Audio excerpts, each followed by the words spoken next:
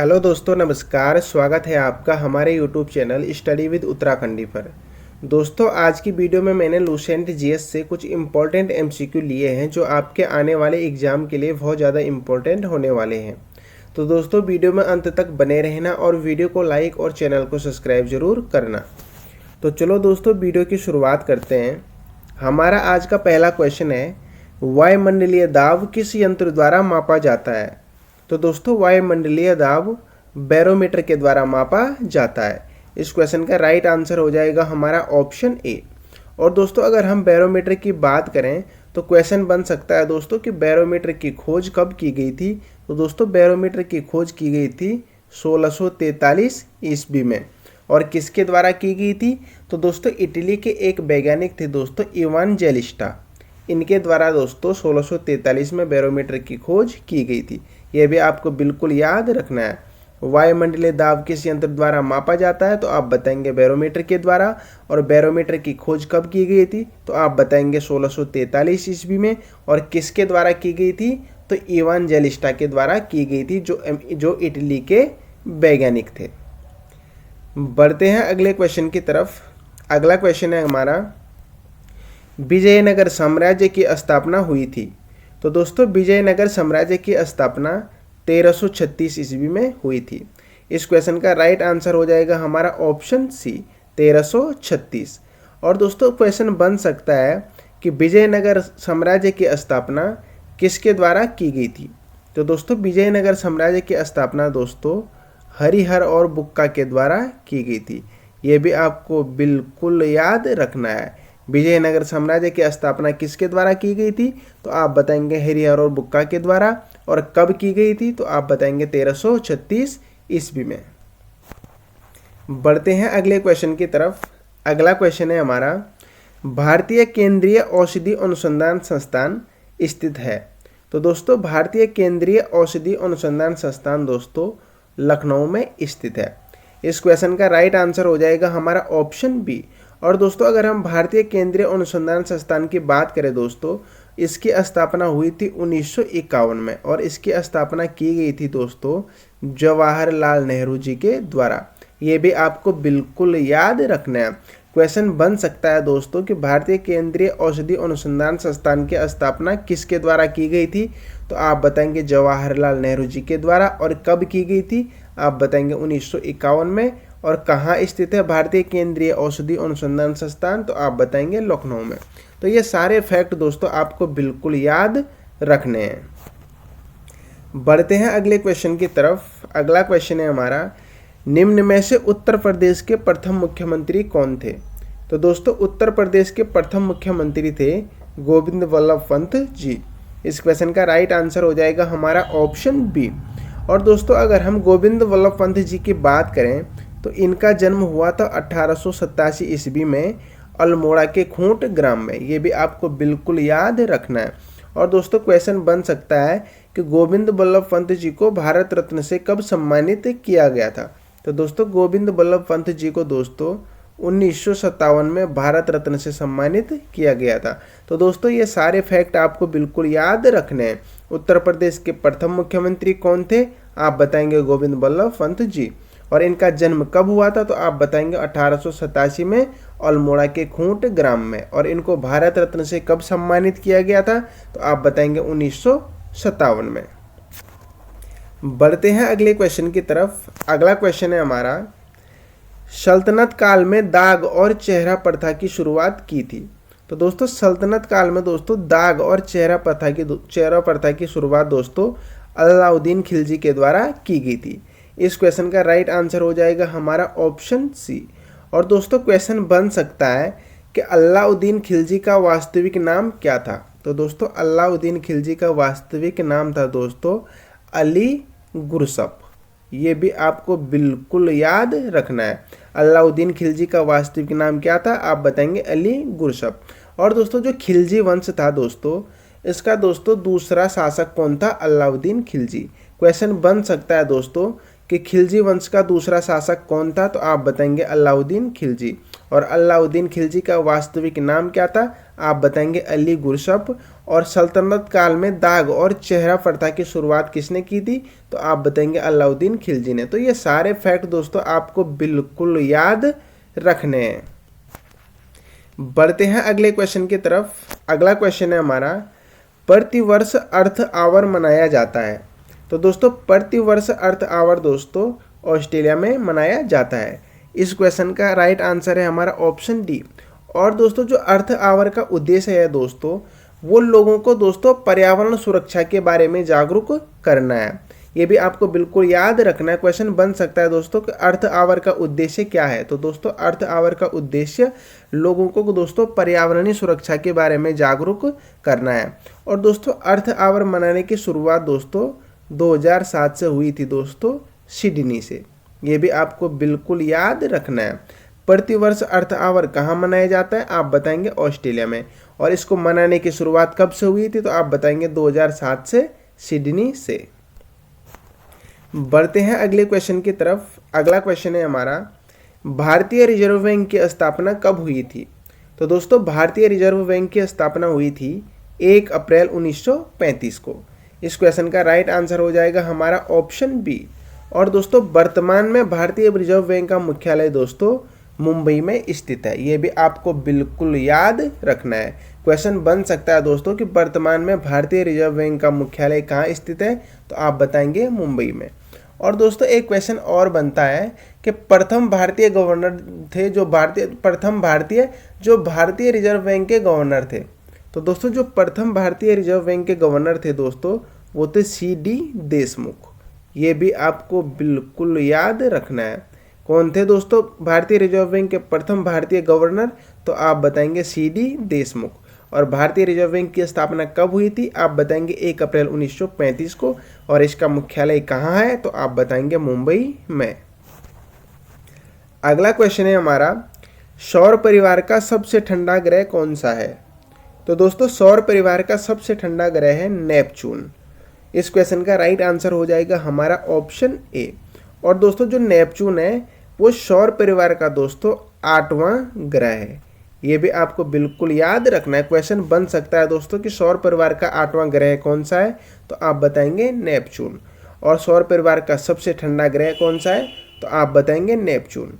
और दोस्तों नेपच्यून की जो खोज हुई थी दोस्तों, वो 1846 ईस्वी में हुई थी। ये भी आपको बिल्कुल याद रखना है। क्वेश्चन बन सकता है दोस्तों कि नेपच्यून की खोज किस वर्ष की गई थी? तो दोस्तों नेपच्यून की खोज 1846 में की गई थी। तो ये सारे फैक्ट दोस्तों आपको बिल्कुल याद रखने हैं। सौर परिवार के सबसे ठंडा ग्रह कौन सा है? आप बताएंगे नेपच्यून।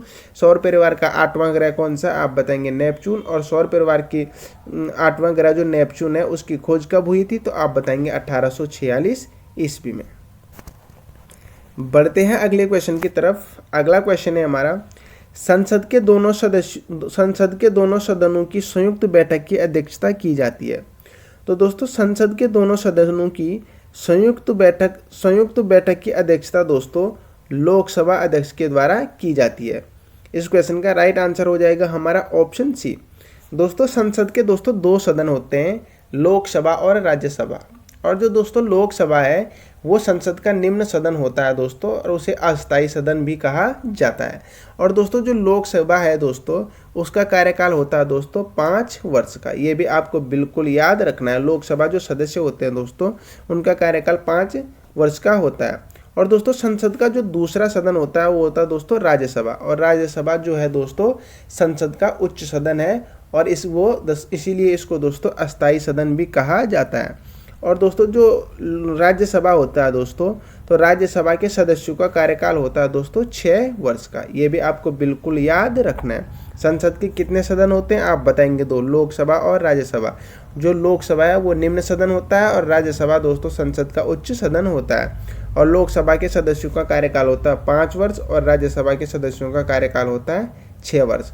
और संसद के दोनों सदनों की संयुक्त बैठक की अध्यक्षता कौन करता है? तो आप बताएंगे लोकसभा अध्यक्ष करता है।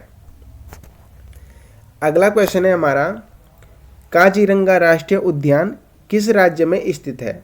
तो दोस्तों जो काजीरंगा राष्ट्रीय उद्यान है दोस्तों वो असम राज्य में स्थित है।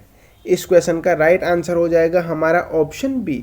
और दोस्तों जो काजीरंगा राष्ट्रीय उद्यान है दोस्तों, इसकी स्थापना हुई थी दोस्तों 1905 में।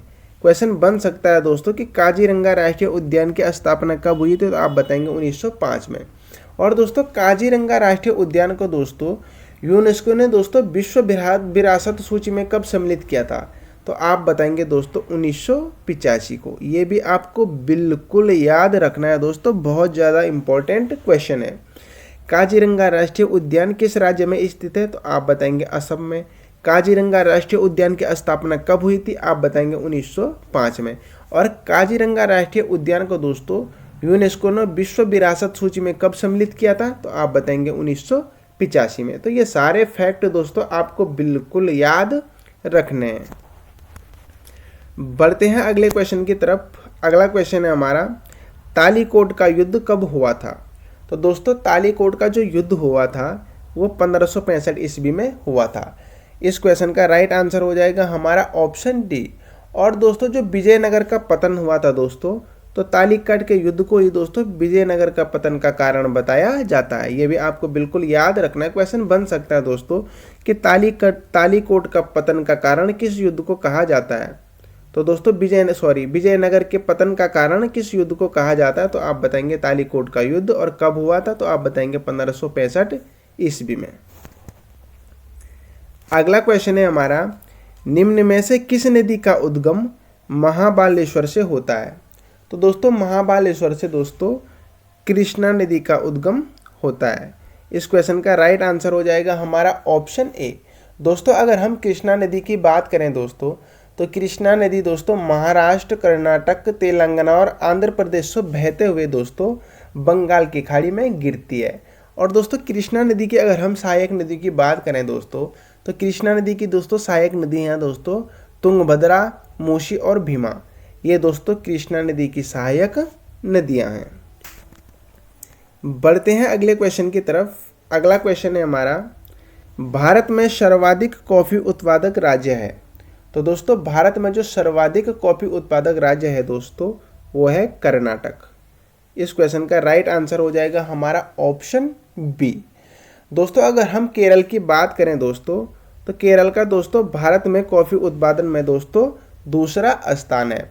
और दोस्तों अगर हम तमिलनाडु की बात करें दोस्तों, तो तमिलनाडु का दोस्तों भारत में कॉफी उत्पादन में दोस्तों तीसरा स्थान है। और प्रथम स्थान किसका है, तो आप बताएंगे कर्नाटक का।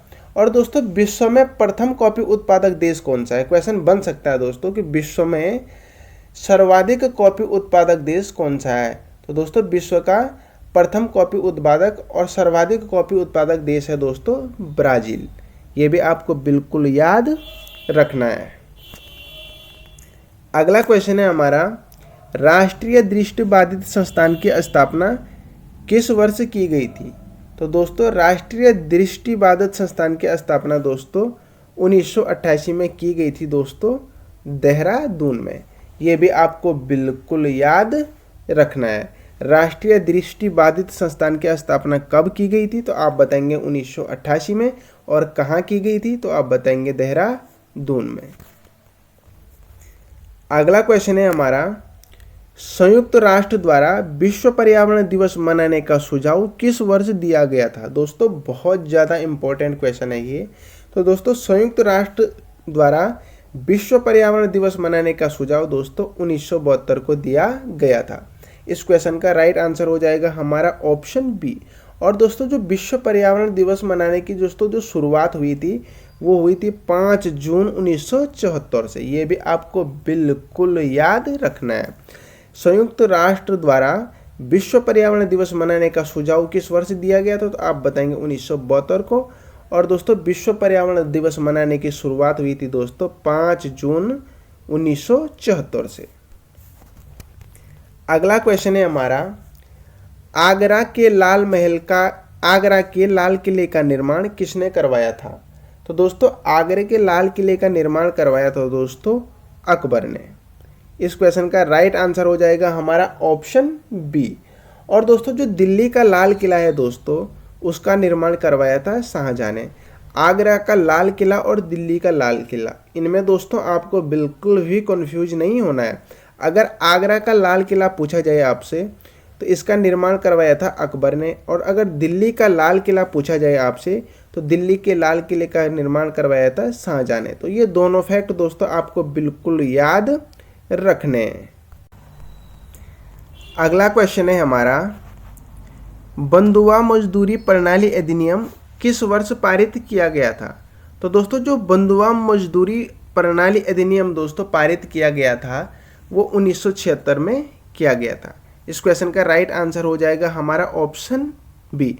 और दोस्तों जो बंधुआ मजदूर प्रणाली अधिनियम था दोस्तों, इसका मुख्य उद्देश्य था दोस्तों आर्थिक और सामाजिक रूप से जो कमजोर वर्ग था दोस्तों उनके शोषण को रोकना दोस्तों इस अधिनियम का मुख्य उद्देश्य था। तो ये भी आपको बिल्कुल याद रखना है। बंधुआ मजदूर प्रणाली अधिनियम किस वर्ष पारित हुआ था? तो आप बताएंगे 1976 में। इसका उद्देश्य क्या था? आर्थिक और सामाजिक रूप से दोस्तों कमजोर वर्गों का जो शोषण हो रहा था उसको रोकना इसका मुख्य उद्देश्य था। अगला क्वेश्चन है हमारा, बेल्लोर विद्रोह कब हुआ था? तो दोस्तों जो बेल्लोर विद्रोह हुआ था दोस्तों वो 1806 ईस्वी में हुआ था। इस क्वेश्चन का राइट आंसर हो जाएगा हमारा ऑप्शन सी। और दोस्तों जो बेल्लोर विद्रोह हुआ था दोस्तों वो तमिलनाडु के मद्रास शहर से घटित हुआ था। ये भी आपको बिल्कुल याद रखना है। क्वेश्चन बन सकता है दोस्तों कि बेल्लोर विद्रोह कहाँ से शुरू हुआ था? तो दोस्तों बेल्लोर विद्रोह दोस्तों तमिलनाडु के मद्रास शहर से शुरू हुआ था। और कब हुआ था? आप बताएंगे 1806 ईस्वी में।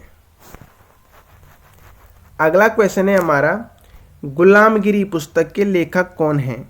तो दोस्तों गुलामगिरी पुस्तक के लेखक हैं दोस्तों ज्योतिबा फुले। इस क्वेश्चन का राइट आंसर हो जाएगा हमारा ऑप्शन बी। अगला क्वेश्चन और आज का अंतिम क्वेश्चन है हमारा, वर्नाक्यूलर प्रेस एक्ट 1882 किसने रद्द किया था? तो दोस्तों जो वर्नाक्यूलर प्रेस एक्ट था दोस्तों 1882 उसको दोस्तों लॉर्ड रिपन ने रद्द किया था। इस क्वेश्चन का राइट आंसर हो जाएगा हमारा ऑप्शन ए। और दोस्तों जो वर्नाक्यूलर प्रेस एक्ट था दोस्तों ये इसका जो शुरुआत हुई थी दोस्तों तो ये लॉर्ड लिटन के कार्यकाल में इसकी शुरुआत हुई थी 1878 में। ये भी आपको बिल्कुल याद रखना है। वर्नाक्यूलर प्रेस एक्ट था दोस्तों वो 1888 में दोस्तों 1878 में दोस्तों ये पारित हुआ था और लॉर्ड दोस्तों लिटन के कार्यकाल में ये पारित हुआ था। ये भी आपको बिल्कुल याद रखना है। तो दोस्तों ये थे हमारे आज के कुछ इम्पोर्टेंट एमसीक्यू। आशा करता हूँ दोस्तों आपको वीडियो अच्छी लगी होगी। अगर दोस्तों वीडियो अच्छी लगती है तो वीडियो को लाइक और चैनल को सब्सक्राइब जरूर करें और वीडियो को अपने दोस्तों के साथ शेयर जरूर करें। Thank you friends.